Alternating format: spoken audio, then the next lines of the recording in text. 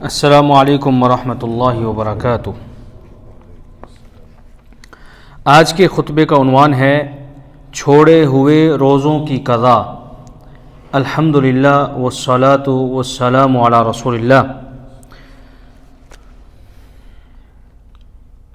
اما بعد، یقیناً تمام تعریفیں اللہ کے لیے ہیں جس نے اپنے رسول کو ہدایت دے کر تمام لوگوں کی جانب ارسال کیا۔ میں فرحت بخش نعمتوں پر اسی کی حمد اور شکر بجا لاتا ہوں۔ میں گواہی دیتا ہوں کہ اللہ کے سوا کوئی بھی معبود برحق نہیں، وہ یکتا ہے، وہ اکیلا ہے، اس کا کوئی بھی شریک نہیں۔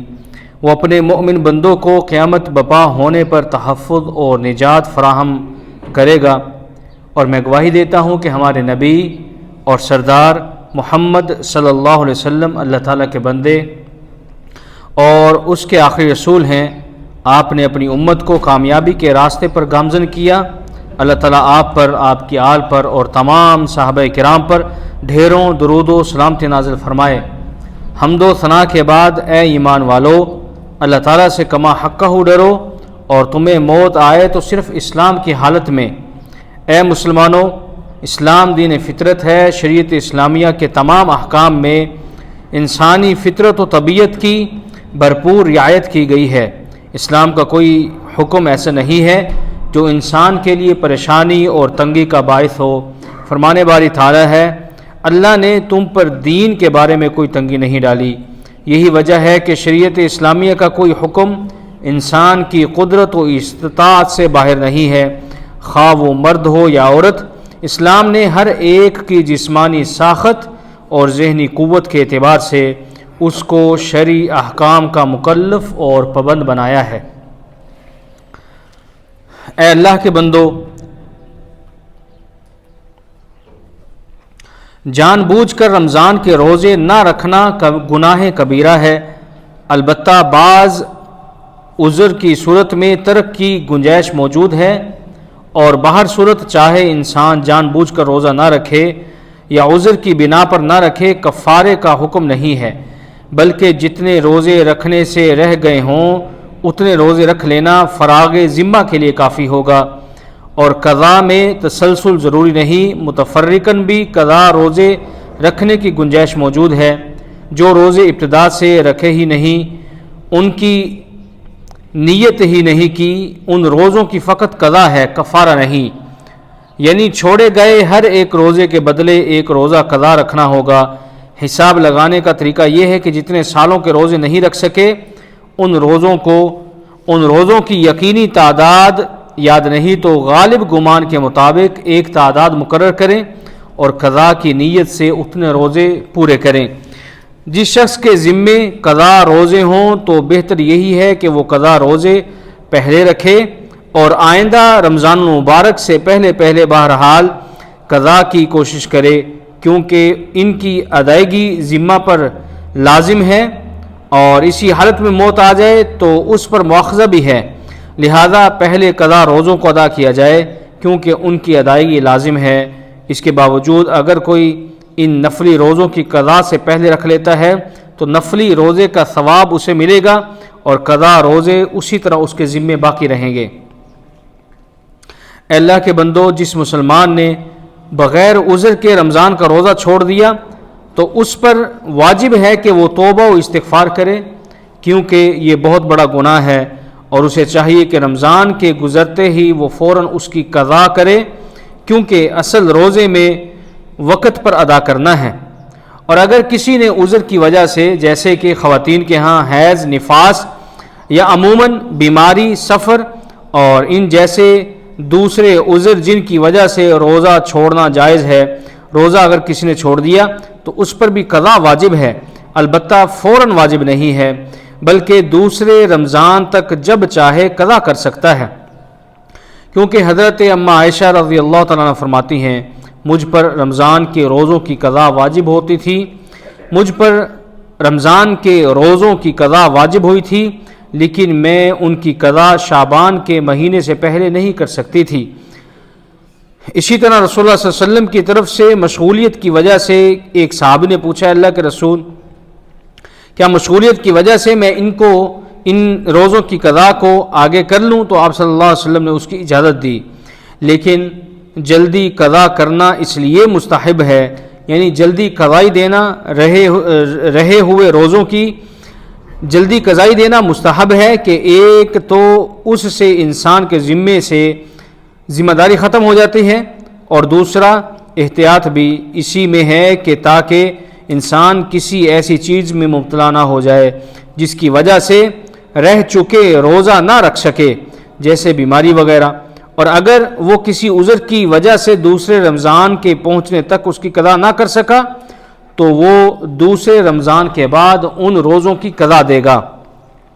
اور قضا میں تسلسل شرط نہیں ہے، بلکہ وہ تسلسل اور متفرق دونوں طریقوں سے قضا کر سکتا ہے، کیونکہ فرمان باری تعالی ہے، تم میں سے جو شخص بیمار ہو یا سفر میں ہو تو وہ اور دنوں میں گنتی کو پورا کر لے۔ پس اللہ تعالیٰ نے قضا میں تسلسل کو شرط قرار نہیں دیا، اگر شرط ہوتا تو ضرور بیان اللہ تعالیٰ فرماتے۔ اسی طرح جس آدمی پر رمضان کے روزوں کی قضا ہو تو اسے چاہیے کہ وہ پہلے رمضان کے روزوں کی قضا کرے اور پھر نفلی روزے رکھے، کیونکہ فرض نفلوں سے مقدم ہیں۔ البتہ اگر اس نے قضا کرنے سے پہلے نفلی روزے رکھ لیے تو اس کے لیے جائز ہے، اور خصوصاً وہ نفلی روزے رکھنا جائز ہیں جن کی فضیلت کے رہ جانے یا فضیلت کے فوت ہو جانے کا خطرہ ہو، جیسے عاشوراء کا روزہ، عرفات کے دن کا روزہ، شوال کے 6 روزے، کیونکہ قضا کا وقت تو وسیع ہے، یعنی اگلے رمضان تک ہے، اگرچہ بہتر یہی ہے کہ وہ پہلے فرض روزوں کی قضا ادا کرے۔ اسی طرح عورتوں کو بھی چاہیے کہ وہ جلد از جلد اپنے روزوں کی قضا دیں۔ حیض کی وجہ سے چھوڑے ہوئے یہ روزے عورت اگر اب کسی مجبوری اور بیماری کی وجہ سے اگلے سال کا رمضان آنے تک پورے نہ کر سکیں تو کوئی حرج والی بات نہیں، جب اس کی مجبوری ختم ہو جائے تو وہ فوراً ان چھوڑے ہوئے روزوں کو پورا کر لے۔ لیکن اگر کوئی عورت بغیر کسی مجبوری کے ان روزوں کی قضا کے سلسلے میں کوتاہی کرے یہاں تک کہ اگلا رمضان آ جائے تو یقیناً ایسی عورت اور مرد گناہ گار ہے۔ لیکن کیا اس عورت کو ان روزوں کی قضا کے ساتھ ساتھ روزے کا فدیہ بھی دینا ہے، یعنی مسکین کو کھانا کھلانا ہے؟ اس بارے میں اہل علم کا اختلاف ہے۔ 3 امام اس کے قائل ہیں کہ وہ عورت ان چھوڑے ہوئے روزوں کی قضا کے ساتھ ساتھ ہر روزے کے بدلے ایک مسکین کو کھانا بھی کھلائے گی۔ ان حضرات کی دلیل اس سلسلے میں وارد ہے کہ حضرت ابو ہریرہ اور حضرت ابن عباس رضی اللہ عنہما یہ فرماتے ہیں کہ اسے ایک دن کا کھانا بھی ساتھ دینا ہوگا۔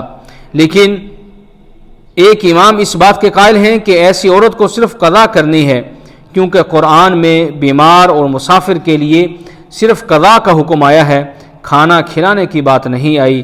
امام بخاری رحمہ اللہ بھی اسی بات کے قائل ہیں۔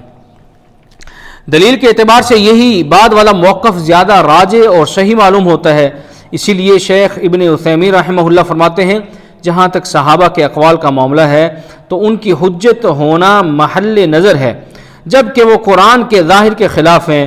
اس مسئلے میں کھانا کھلانے کو واجب قرار دینا قرآن کے ظاہر کے خلاف ہے، اس لیے کہ اللہ تعالیٰ نے صرف دوسرے دنوں میں روزہ پورا کرنے کو واجب قرار دیا ہے، اس سے زیادہ کچھ بھی واجب نہیں ہے۔ اس لیے ہم اللہ کے بندوں پر ایسی کوئی چیز لازم نہیں کر سکتے جو اللہ نے لازم نہیں کی ہے، الا یہ کہ ایسی کوئی دلیل ہو جو ہمیں بڑی ذمہ کر سکے۔ اس لیے حضرت ابن عباس اور حضرت ابو ہریرہ رضی اللہ تعالی عنہم سے جو مروی ہے ممکن ہے وہ استحباب کے طور پر ہو نہ کہ وجوب کے طور پر۔ تو اس مسئلے میں صحیح بات یہ ہے کہ روزے سے زیادہ کچھ بھی واجب نہیں ہے، لیکن تاخیر کی وجہ سے انسان گنہگار ہوگا۔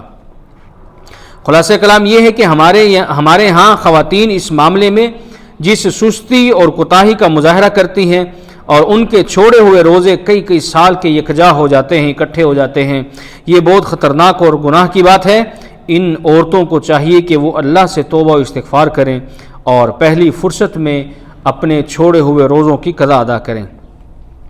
اسی طرح ایک مسئلہ میت کی طرف سے روزوں کی قضا کے متعلق ہے۔ اس مسئلے میں اصل میں 9 اور مسئلے ہیں، 9 اور اقسام ہیں۔ پہلی قسم ایسی میت جس نے قصداً رمضان کا کوئی روزہ رکھا ہی نہیں اور نہ ہی نماز کا پابند رہا اور نہ ہی روزوں کا، ایسے مریض کے چھوڑے ہوئے روزوں کی کوئی قضا اور کوئی فدیہ نہیں، کیونکہ وہ نماز کو چھوڑنے والا تھا اور روزے کو چھوڑنے والا تھا، جس کا حکم کافر کا ہے۔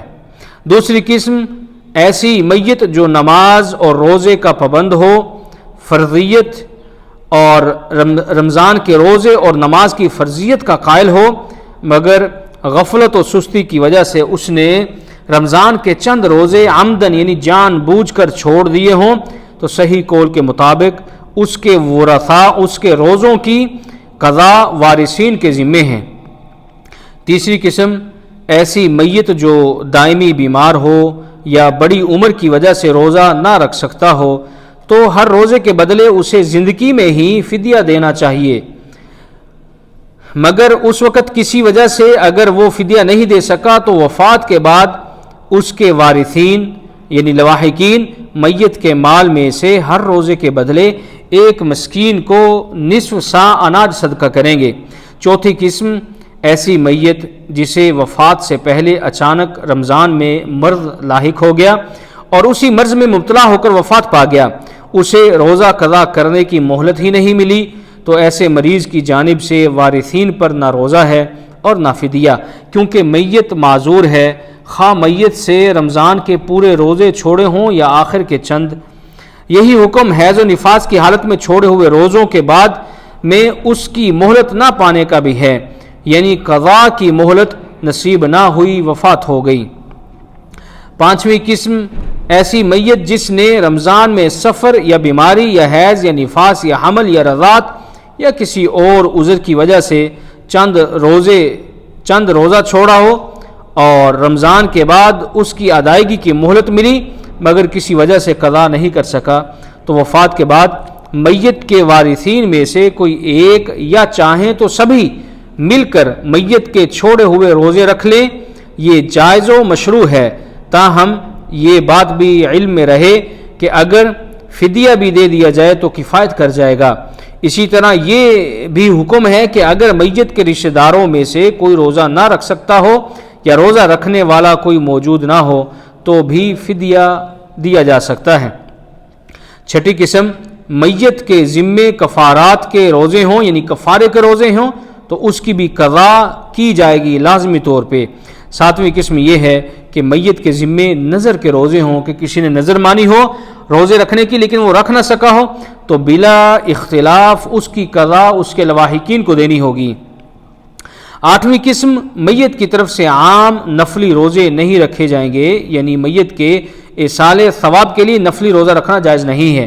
نویں قسم ایسا آدمی جس نے رمضان کے چند دن پائے اور ان میں روزہ رکھا اور پھر درمیان میں فوت ہو گیا، تو فوت ہونے کے وقت سے لے کر رمضان کے اخیر تک جو روزے میت نہیں رکھ سکا اس کی قضا نہیں، کیونکہ میت کے رمضان کے یہ دن پائے ہی نہیں اور رمضان کا روزہ اس کے لیے ہے جو رمضان پائے۔ اوپر آپ نے میت کے روزوں کی 9 اقسام کا علم حاصل کیا، ان میں سے بعض اقسام ایسی ہیں جن میں میت کی طرف سے روزوں کی قضا ہے اور بعض اقسام میں روزوں کی قضا نہیں ہے۔ اب یہاں یہ بات جان لیں کہ میت کی طرف سے رمضان کے چھوڑے روزوں کی قضا سے متعلق اہل علم کے درمیان اختلاف واقع ہوا ہے۔ بعض کے نزدیک میت کی طرف سے چھوڑے ہوئے رمضان کے روزوں کی قضا کرنی چاہیے، جبکہ بعض اہل علم کے ہاں روزوں کی بجائے فدیہ دینے کی بات کہی گئی ہے۔ دلائل کی روشنی میں میت کی طرف سے چھوڑے ہوئے فرض روزوں کی قضا کا جواز اور اس کی مشروعیت ثابت ہوتی ہے، لہذا چند دلائل ملاحظہ فرمائیے۔ اللہ تعالیٰ فرماتے ہیں قرآن مجید میں، اور جو کوئی مریض ہو یا پھر مسافر ہو تو دوسرے دنوں میں گنتی پوری کرے۔ یہ آیت بتلاتی ہے کہ جب آدمی کو چھوڑے روزوں کی مہلت ایام آخری ملے یعنی دوسرے ایام میں اس کی قضا کرنے کا حکم ہو اور مہلت ملنے کے باوجود قضا نہ کر سکا تو میت کا ولی قضا کرے۔ اس سے یہ بات بھی معلوم ہوتی ہے کہ جس میت کو اپنے روزوں کی قضا کی مہلت نہیں ملی اس کے چھوڑے ہوئے روزوں کی قضا یا فدیہ وارث پہ نہیں ہے۔ اور نبی کریم صلی اللہ علیہ وسلم کا فرمان ہے، آپ نے فرمایا جو شخص اس حالت میں فوت ہو کہ اس کے ذمے روزے تھے تو اس کی طرف سے اس کا ولی روزے رکھے گا۔ یہاں ولی سے مراد سرپرست اور وارث یعنی باپ، بیٹا، بھائی، چچازاد، بھائی یا قریبی رشتہ دار میں سے کوئی بھی ہو سکتا ہے۔ یہ حدیث اپنے معنی و مفہوم عام ہے جو نذر اور فرض روزوں کو شامل ہے۔ اس میں تو کوئی اختلاف نہیں کہ میت کے ذمے اگر نذر کے روزے ہوں تو اس کا وارث قضا کرے گا۔ اختلاف صرف اس میں ہے کہ میت کے فرض روزے جو رمضان کے ہیں اس کی قضا کرے گا کہ نہیں۔ مذکورہ حدیث کی صحت میں کوئی اختلاف نہیں ہے کیونکہ بخاری و مسلم کی ہے۔ اسی طرح صحیحین کی یہ روایت بھی دلیل ہے جس میں ایک آدمی نے نبی کریم صلی اللہ علیہ وسلم کے پاس آ کر کہا، اے اللہ کے رسول، میری ماں فوت ہو گئی ہے اور اس کے ذمے 1 ماہ کے روزے ہیں، کیا میں اس کی طرف سے روزوں کی قضا ادا کروں؟ تو آپ صلی اللہ علیہ وسلم نے فرمایا، اگر تمہاری ماں پر قرض ہو تو کیا اس کی طرف سے تو ادا نہ کرتا؟ کہا ہاں۔ تو نبی کریم صلی اللہ علیہ وسلم نے کہا کہ اللہ کا قرض قضا کیے جانے کا زیادہ حق رکھتا ہے۔